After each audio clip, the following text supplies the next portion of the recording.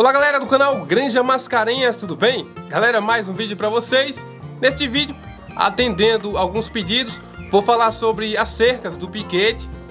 Também vou falar sobre os cruzamentos, quais os melhores e os piores, na minha opinião. E do desenvolvimento da última ninhada, né? Os pintinhos aí que já estão chegando a 2 meses, já são franguinhos na verdade, beleza? Se gostarem do vídeo, quiserem ver mais como esse, deixe sua curtida, se não for inscrito ainda no canal, se inscreva e ative as notificações para continuar recebendo conteúdo e ajudar o canal a crescer, valeu? Vamos ao vídeo.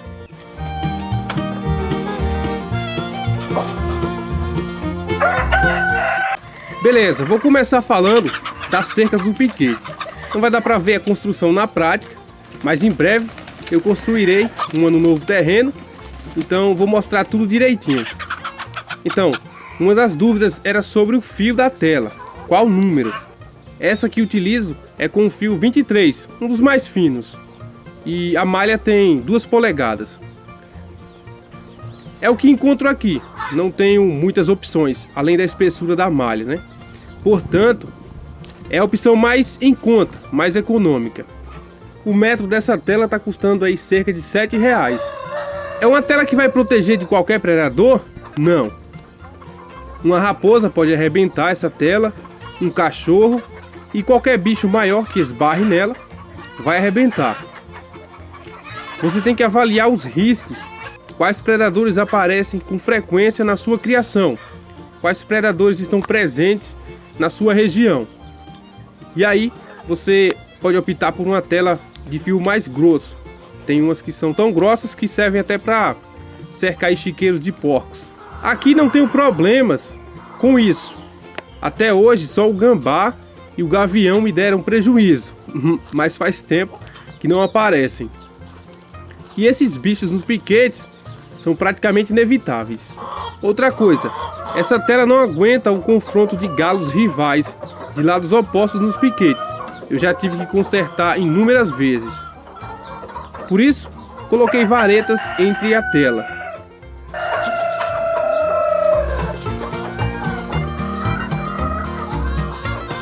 E como colocar essa tela, ou seja, fazer a instalação? Bom, nos limites dos piquetes, você precisa de uma cerca reforçada. Até porque é o dividimento com os vizinhos, na maioria das vezes. Aqui passa um corredor, a cerca tem mais fios de arame farpado. E na parte de dentro, onde há a divisão de piquetes, é mais sossegado. Basta colocar um fio de arame na parte de baixo e outro em cima. O arame farpado, também chamado de arame de roseta aqui, é bom para isso. Fica mais fácil enganchar a tela. E você pode colocar estacas com maior espaçamento. E uma bola de arame farpado, que dá uns 500 metros, custa na faixa de R$400. Mas dificilmente você vai utilizar tudo isso. E às vezes eu coloco madeira na parte de baixo da tela e amarro com arame, que é para os bichos não passarem por baixo da tela. E aí fica mais seguro.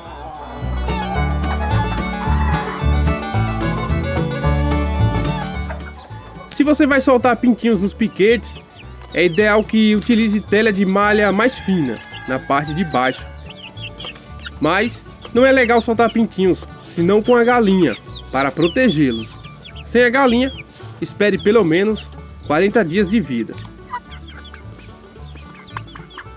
Pois é, esta é a forma mais simples e econômica de cercar os piquetes, mas é preciso analisar a situação da sua propriedade, da sua região, com relação aos predadores, como já falei.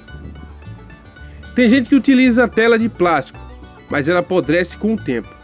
Já essa de arame é bem resistente, desde que não fique em contato com o solo. As primeiras que comprei ainda estão aqui em perfeito estado. Mais de 6 anos de uso. Com relação aos cruzamentos realizados aqui, quais os melhores, quais os piores? Bom, o cruzamento entre o Thompson e as polacas brancas foi de longe o melhor. Foi dele que saíram essas polacas carijós, galinhas bonitas e produtivas, tanto para carne quanto para ovos, sem falar que são muito resistentes. O Thompson com as Rhodes deu bom também. E o New Hampshire com as polacas, as galinhas de pescoço pelado. No geral, todos os cruzamentos envolvendo galinhas de pescoço pelado deram bom, exceto os consanguíneos, o Thompson com as filhas e o Rhode com as filhas. Saíram aves pequenas e algumas adoeceram. É o mal da consanguinidade.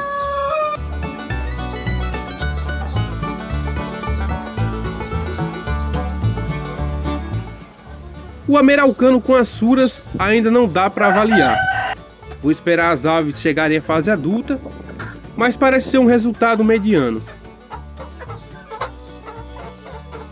Os cruzamentos com as galinhas New Hampshire não foram legais, especialmente do cruzamento com o Rhode. Vendi 3 frangos, ainda continuo com outros 3 e 2 frangas. Eles comem muito, mas não têm boa conversão alimentar. Não crescem rápido, nem são pesados.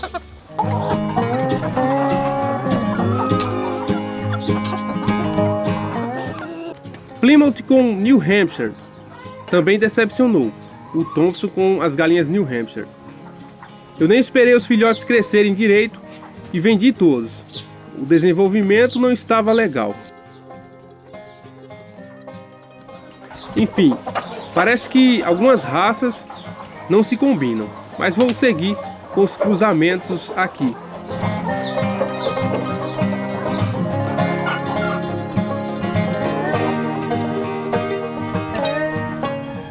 Falando da última ninhada, só restam 5, vendi 8. Ficaram 3 de pescoço pelado e 2 filhos das suras. Pegaram uma bomba aviária forte, principalmente esses 2 de pescoço pelado. E felizmente essa doença não costuma matar aves aqui. Então esses pequenos estão com cerca de 2 meses. O crescimento está dentro do esperado. Estão junto com os Wyandottes e os New Hampshire. Coloquei a franga Rhode junto, mas ela é muito medrosa. Apanha até desses pequenos. Ela estava sozinha no pinteiro, porque as outras frangas batiam. Mas criar bicho na solitária é ruim. Vamos ver se ela se acostuma com esses. Deu uma crescida e está mudando as penas, mas está atrasada no desenvolvimento. Então é isso, galera. Eu espero que vocês tenham gostado do vídeo. Em breve trarei outro interessante. Um abraço a todos e fiquem com Deus.